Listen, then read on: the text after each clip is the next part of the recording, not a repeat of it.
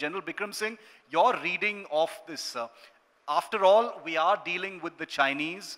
Nothing can be taken for granted or at face value, but talks have been happening.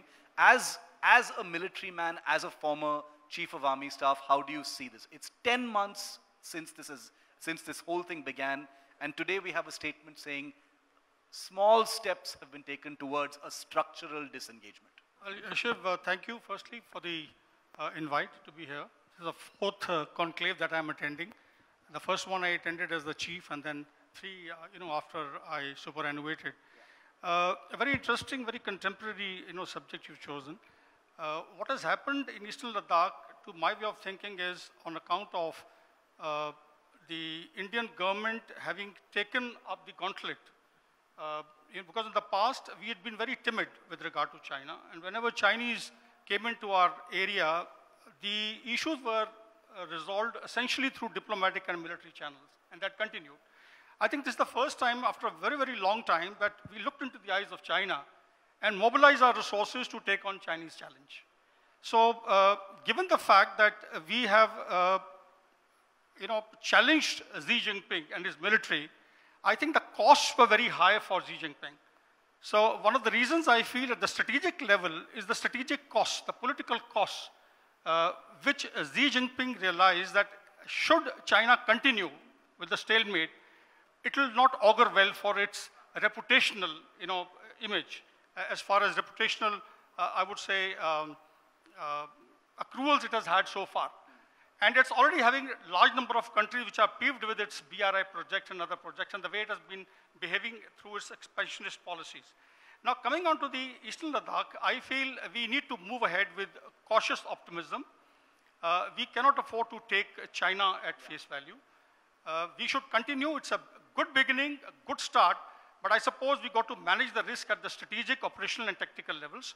Make sure that whatever we do, we are well poised in a manner that should the contingency arise, we are able to mobilize and again give a bloody nose, at least challenge the Chinese again. So that is important.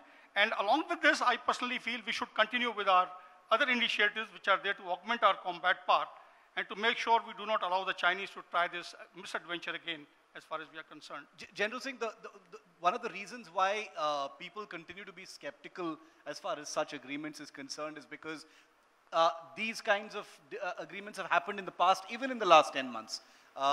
Everyone remembers the Galwan flashpoint, the violence in which many soldiers on both sides died in action. Is there any reason to believe that things will be different this time, General? Because the last time also there was an agreement to pull back the troops, and then you had the Galwan flashpoint. Shiv, I do not think we should look too much into this and take it as a very noble gesture on the part of Chinese. They have done it under duress, there's no doubt about it. But I do not, because they have a very poor track record. Look at the confidence building measures, look at the protocols.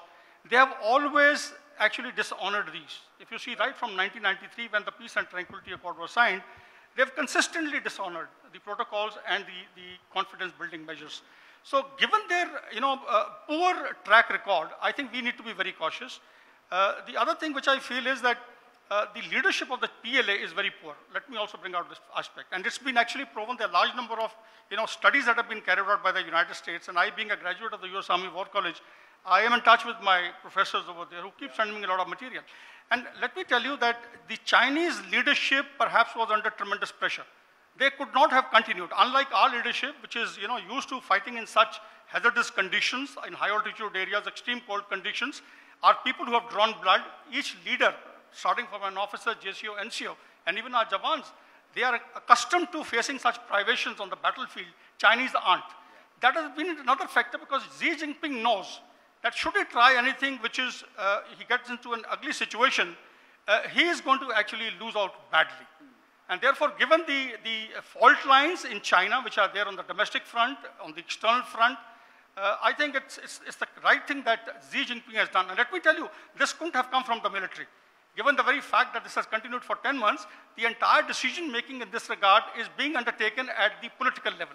So it's by Xi Jinping, he's taken this call to make sure that disengagement takes place. So from that point of view, I think we need to be cautious, move ahead, hope for the best, remain on guard, continue to generate intelligence. I'm using the word generate intelligence to be able to identify the intent of Chinese. That's very important. Very interesting that nothing can be taken at face value. China has a terrible track record in keeping its promises. We've seen that even in its recent promises as far as the Ladakh situation is concerned.